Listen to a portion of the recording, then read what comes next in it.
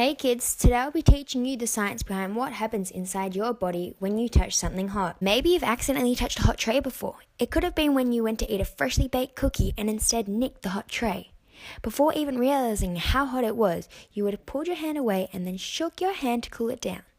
Well, today we'll be zooming closer on what is really happening inside your body when you touch something hot to discover how amazing your body really is. So, starting off with the big picture, inside your body you have a whole system which is dedicated to detecting and sending signals about change occurring to the body, like that hot pan.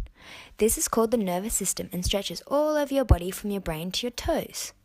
You can picture the nervous system as your own electrical wiring, like in a TV remote, except instead of wires we have things called nerves. Looking closer, we have two parts of the nervous system. One is called the central nervous system, which involves the brain and spinal cord, and it carries short instructions.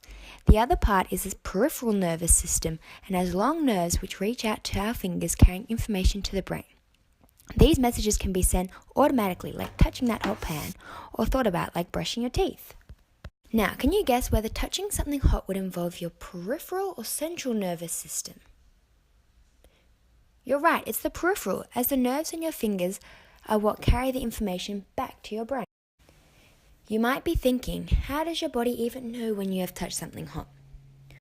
Well, there has to be a change outside of the body, which in your case was that super hot pan. This information is processed at our spinal cord and doesn't even need to involve the brain to act quickly. The hand which receives the pain from the pan is rapidly removed with a quick reflex. The brain receives info that the pain has hit the hand, although the brain is aware of what happens. The reflex happens without needing the brain's advice. At the smallest level, we have nerve cells, which we mentioned earlier. They are switched on and activated from the hot pan.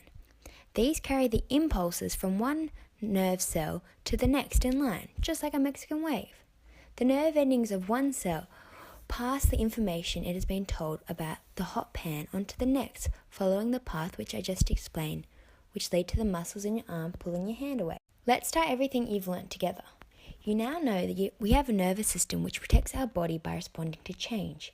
There is a set pathway for things that happen automatically, like touching a hot pan, which doesn't even have time to involve your brain until after you've pulled your arm away. Without the nervous system, we would not be able to function as it communicates between your brain and every part of your body. Thanks for listening. Wow, now you're a little scientist in what happens when you touch something hot.